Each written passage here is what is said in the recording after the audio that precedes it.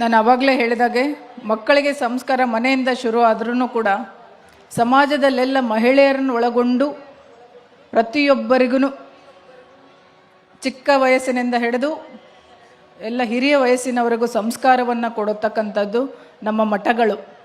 ಆ ಮಠಗಳನ್ನು ನಾವು ನೀವೆಲ್ಲ ನಿಮ್ಮ ನೆಚ್ಚಿನ ಧಾರಾವಾಹಿಗಳನ್ನು ಬಿಟ್ಟು ಇಲ್ಲಿ ಬಂದಿದ್ದೀರಿ ಅಂದರೆ ಯಾವುದು ದೊಡ್ಡದು ಅನ್ನೋದನ್ನು ಇದು ತೋರಿಸ್ಕೊಡ್ತದೆ. ಆವಾಗಲೇ ಹೇಳ್ತಾ ಇದ್ರು ಸ್ವಾಮೀಜಿ, ಧಾರಾವಾಹಿಗಳನ್ನು ನಾನು ನೋಡೋಕ್ಕೆ ಬೇಡ ಹೇಳೋದಿಲ್ಲ. ನಾನು ಈ ಸಂದರ್ಭದಲ್ಲಿ ಇದು ಪ್ರಸ್ತುತ ಹೌದು ಅಲ್ಲೋ ಗೊತ್ತಿಲ್ಲ, ಬಟ್ ನನಗೆ ಯಾವಾಗಲೂ ಯಾವುದೇ ವೇದಿಕೆಯಲ್ಲಿ ಒಂದೆರಡು ಮಾತು ಮಾತಾಡಬೇಕಂದ್ರೆ ನಾನು ಪೊಲೀಸ್ ಆಫೀಸರ್ ಅನ್ನೋದು ಒಂದು ಯಾವಾಗಲೂ ನನಗೆ ತಲೆಯಲ್ಲಿ ಬರ್ತಾ ಇರತ್ತೆ. ಮನೆ ಹಾಳ ಬುದ್ಧಿ ಕಲಿಸ್ಕೊಡೋದು ಗೊತ್ತಿಲ್ಲ ನನಗೆ, ಧಾರಾವಾಹಿಯವರು ಎಷ್ಟು ನನ್ನನ್ನು ಹೇಟ್ ಮಾಡ್ತಾರೆ ಅಂತ.